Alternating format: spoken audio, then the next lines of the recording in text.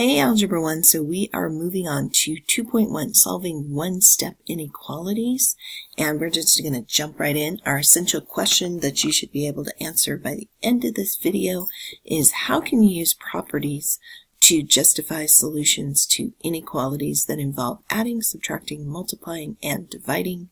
And then our vocabulary, we're going to introduce inequalities, a number line graph, the properties of inequality, and how to find a solution of an inequality. So basically, we are talking about an inequality, which is a statement that compares two expressions that are not strictly equal by using one of the inequality symbols shown at right. So if we look over at this table, we are now going to introduce all these new symbols. And it sounds like my dog wants to be in this video, so I'm going to let him be in it. So here is a photo of my dog Stinker as requested. He is adorable when he's not being a little bossy to me. Yes, he's a little deer head chihuahua. He's probably about 7 pounds. He's just a cute little thing, and there he is napping. So I took this photo yesterday actually. So that's him. He's a little bit older. You can see the gray. All right, so that's Stinker. Everyone say hi, Stinker. All right. So moving on. So a solution to an inequality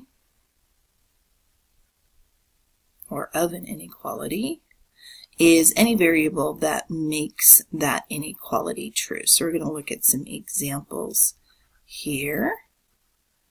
Just below that. So tell whether the value is a solution to the inequality. So the value that we're given is m equals 12, and we're going to substitute that. So let's take a look at what we've got. We've got 5 times 12 plus 4 is greater than 50. So how do I know if that's greater so quickly? If we take a look, the greater than symbol points to the right. And if you think about a number line, all the greater numbers are to the right. The larger numbers go to the right. Smaller numbers go to the left. So that would mean that's the less than symbol. So the direction the symbol points tells you whether it's less than or greater than because it points to that direction on a number line. So 5 times 12, is 60 plus 4. And we want to know, is that greater than 50? And sure enough, 64 is definitely greater than 50. So tell whether, yes, okay, 12 is a solution. So let's talk about the next symbol. So we've got n is equal to -4. 18 minus 2 times -4, we want to know if that's greater than or equal to. So it could be greater, or if it's equal, it would create a truth statement. So let's see. So we want to do our multiplication first. So -2 times -4 would make +8, greater than or equal to 26. And 26 is greater than or equal to 26. So while 26 is not greater than 26, it is equal to. So this is another yes. What was it? -4 is a solution to this inequality. All right, so that's what a solution looks like. So last bit here. Let me move this down a little bit more. All right, we actually have properties.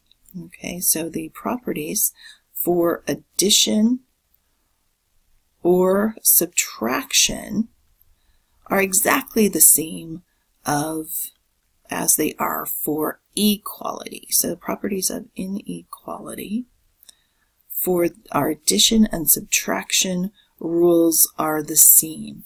So a number line graph is a visual way we can show all of the solutions to an inequality. So when we do just regular greater than or less than, you want to make sure you use an open-ended endpoint. So notice we've got an open point there. When we have a greater than or equal to or a less than or equal to, notice that the endpoint is now closed. So let's look at two examples of how this works. So just like our inequality, there's our equalities. There's a left side and a right side to our inequalities. So for example A here, if I want to solve for B, I'm just going to subtract the 8 from both sides, and I get that B is greater than, so these will cancel, B is greater than 7. Okay, so since there's no line on there, I'm just going to put an open circle. So here's what I always say. If there's an extra line, if there's that equal sign, then you do extra filling. Extra line, extra filling, right? And then I want all the values that are greater than 7. So all the values that are greater than 7, 8's greater than 7, and then I put an arrow on it. That is so important to put an arrow on the end because it means it keeps going, because 2,000 is greater than 7. So if we look at example B here, so I've got m minus 9, so I'm going to subtract 9 from both sides, and I actually get 0, guys. 0 can be an answer. All right, 0 is less than m. Okay, so less than or equal to m. So this time I've got that extra equal sign, that extra line.